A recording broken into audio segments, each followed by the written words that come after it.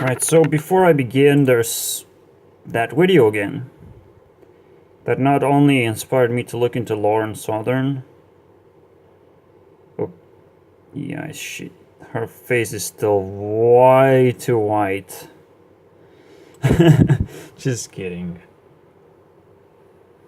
Or am I? Like, why so much makeup on such an ugly face? I have no offense to her, but I mean, I'm interested. Let's figure her out, cause she way too young to carry a message that hard. I'm telling you. Or am I way too young? God damn it. Good point. Anyways, so the Stefan Molyneux simply brings up the point.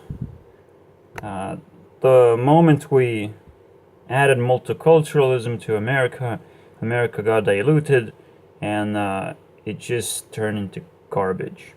And now the free speech is being attacked because leftists want to protect multiculturalism as much as possible and turn America into possible, heaven for everyone, right? We want everyone to feel welcome in America.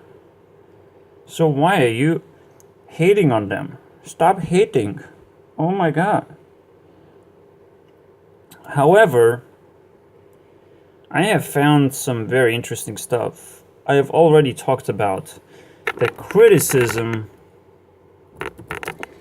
in a society very likely requires consent because it disrupts the work of good people, and bad people can be totally untouched by criticism.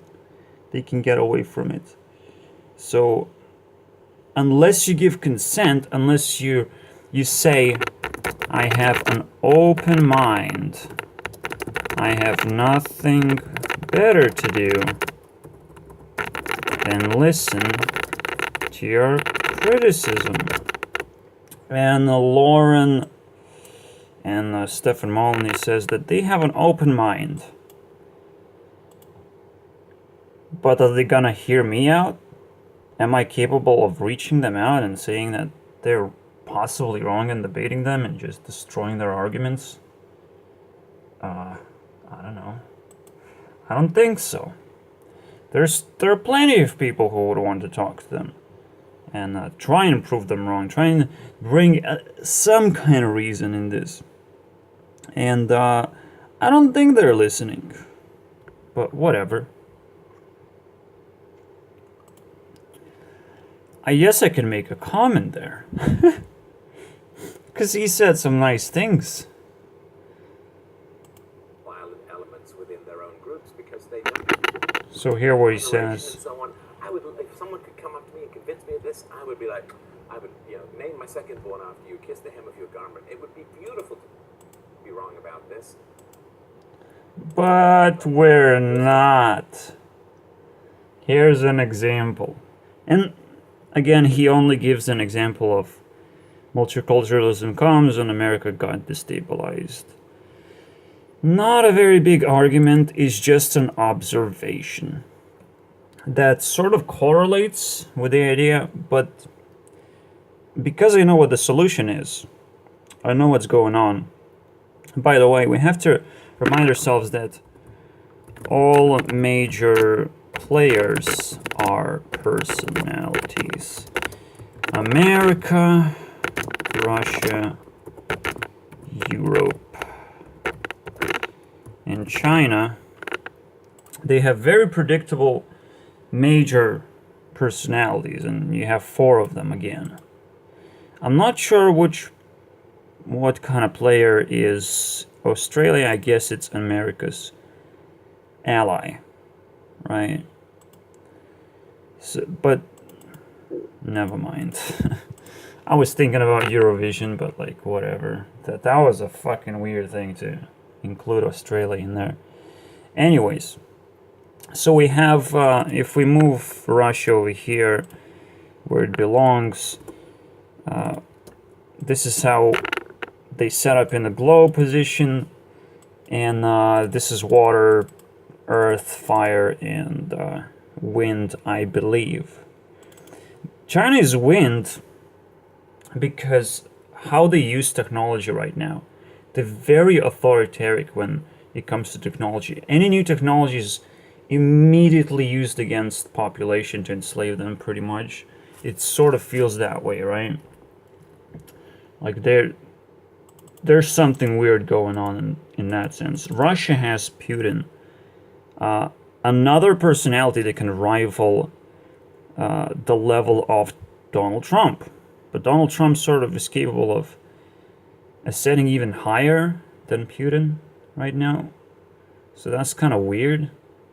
Because Donald Trump is, first of all, or America is water personality. Cares about feelings a lot. Cares about it more than anyone else. And because America, first of all, came to the first place, basically, really quickly. And now it's being sort of diluted again, as it's pointed out. But the only way it could have worked if it was the most socialist idea of a country and it created a socialist personality. Again, water is linked to socialism much more than anything else. And then Europe, you have communism, you have a lot of little countries split apart, and also we had world wars, basically based on Europe, coming from Germany and Russia, sort of, but mostly again it's communism that was being proposed, at least in World War II, right? And World War One, like you got Soviet Russian communism as well. Fascism is just another form of communism, basically, but it all comes from Europe. And again, as a society, we always feel tired of constant socialism, right? So when America comes along, they have figured out how to put socialism to another level, basically, and they have almost single-handedly introduced this fiat currency that flooded us over.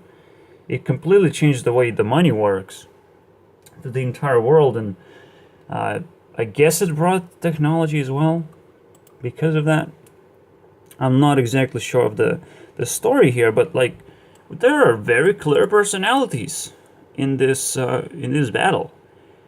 Obviously, we need the fifth one, and the fifth one is internet. Obviously, it's the fifth and final. The ability to voluntarily enter a society could be also important. Or perhaps we don't even need that.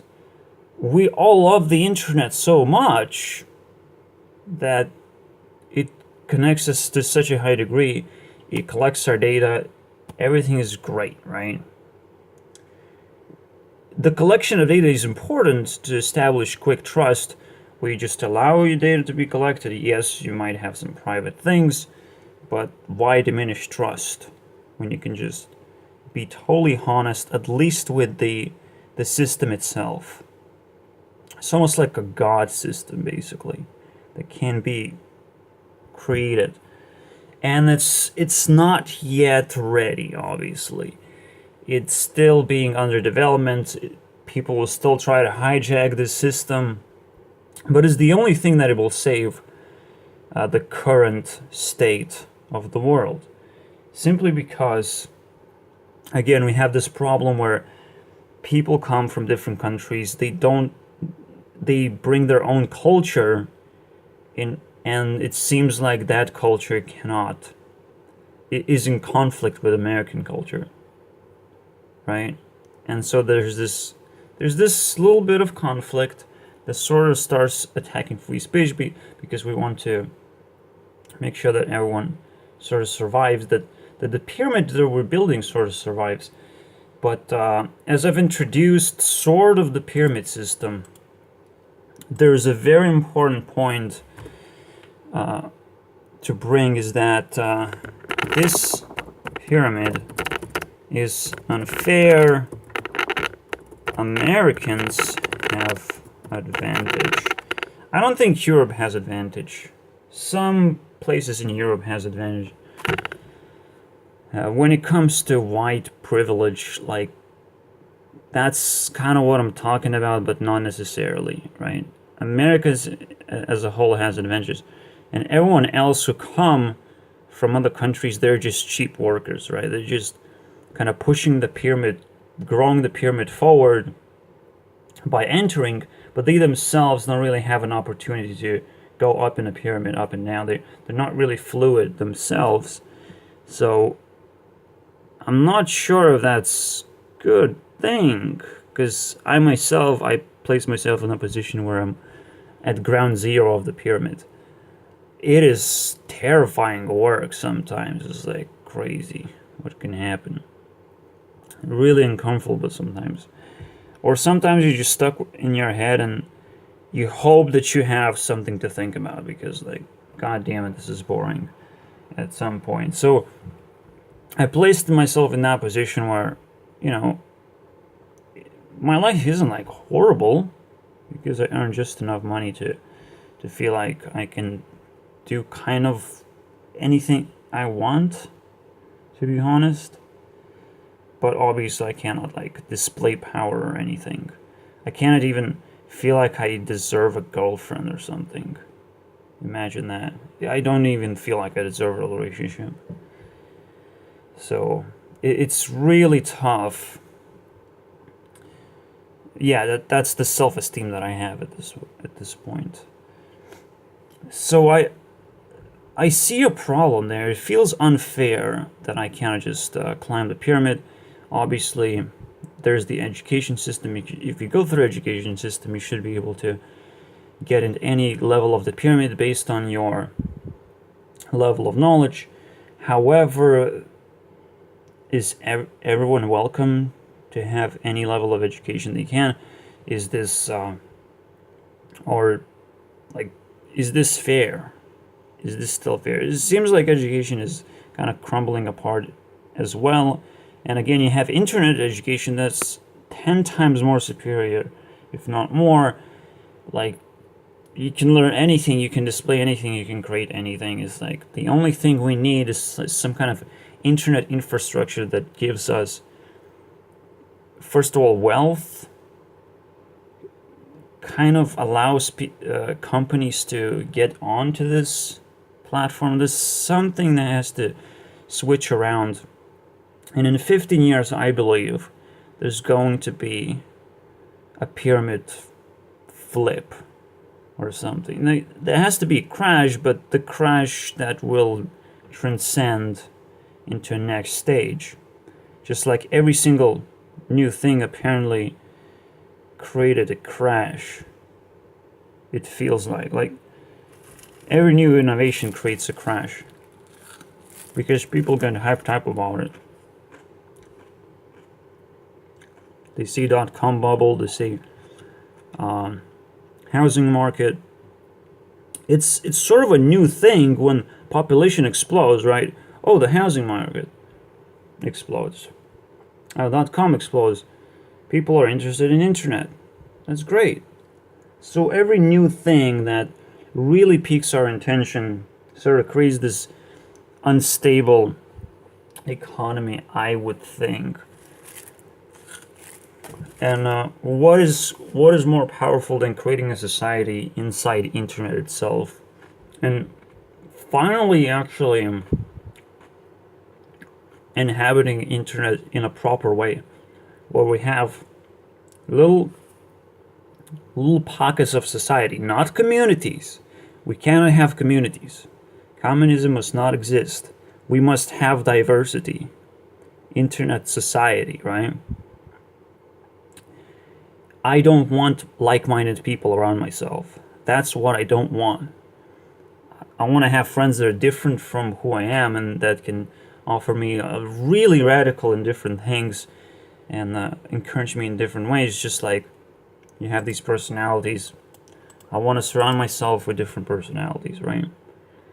Not necessarily, obviously I want communism as well. When I transcend, when I get bored of this nonsense of diversity, then I can go out of the pyramid and create my own little thing out of the wealth that I collect. I'm not sure how it works, but this next step seems really encouraging to me, that the internet will take over and create its own pyramid that is going to be superior than America's pyramid, basically. I think America owns the pyramid, but at the same time, you know, they have created enormous debt for themselves. They basically have been controlling the entire world's destiny, and for that, they have a lot of debt. That's what they were doing. They're basically like these, the biggest scammers in the world. Americans are the biggest scammers. They're trying to involve as many people as possible. And it's not going to work, obviously. We need to reset the system, because now Americans have privilege, right? We need to reset some kind of system that eliminates all privilege, eliminates all luck, where you can be born in a rich family.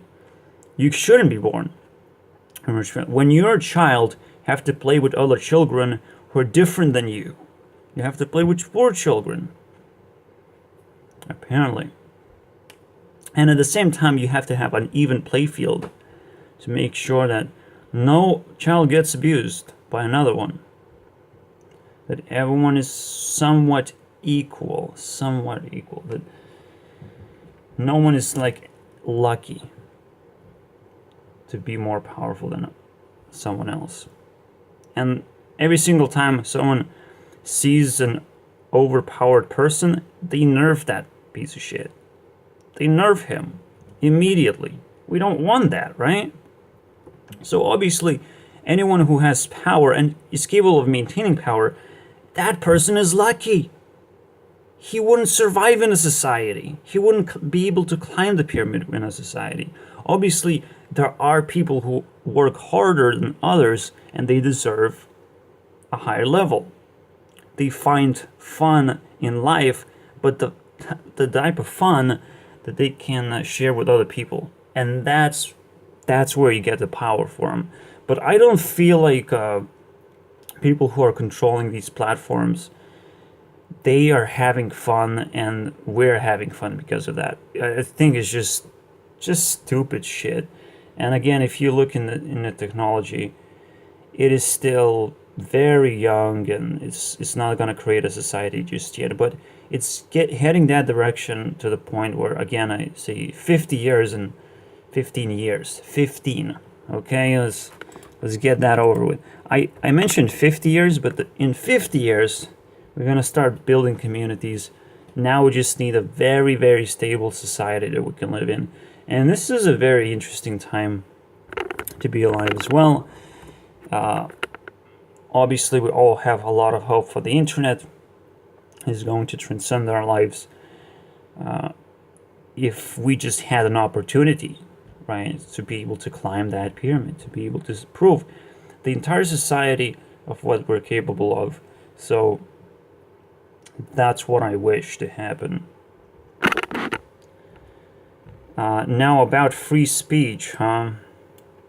Yeah, I'll have to change the title basically, because I just talked about the flip of the pyramid, of how all the attention is going to go back to the internet instead of America. So, as I've said, criticism requires consent, because people are affected by criticism, absolutely, and it can disrupt their lives. Let me think here. Criticism comes from a diverse environment, right? Diversity naturally tends to criticize each other if they are capable of doing that, right? Because from a different point of view, there's always going to be a lot of criticism. This is why left understands that criticism is really, really bad if you don't want it to happen. They live in this environment where they're surrounded by diversity. If they allow criticism to pour in, they get instantly destroyed. That's what would happen. So I think that's a very simple explanation why criticism is illegal, for the most part. Why free speech is being under attack, for the most part. But again, you should be able to just ban another person and ban it from ban that person from reaching to your friends and any person you're connected to. But this has to happen in an internet where nobody can hurt each other, right? Where everything is systematic, everything is calculated. You know what kind of power you have, and that power is fair. And we're very far away from this. But again, I say in 15 years, maybe we're going to be able to reach that part of the clock. Where authority resets for the first and major time, not necessarily final, which is going to build the most powerful authority, I guess, that we can possibly build. It's an authority that cannot attack us physically. That's pretty cool. It's authority that listens to everything that we do and rewards us for that. That's pretty cool. And again, I would love to climb a pyramid. I just need more opportunities to do so. And right now, we don't have that. We just have a bunch of people screaming at each other. And in a way, if I budge in as hard as I can and say, hold on guys, you're doing let's focus on this issue first. And maybe we can come together again. That would be amazing, right? See you guys in the next episode. I'm not sure how I'm gonna name this one though. Bye guys.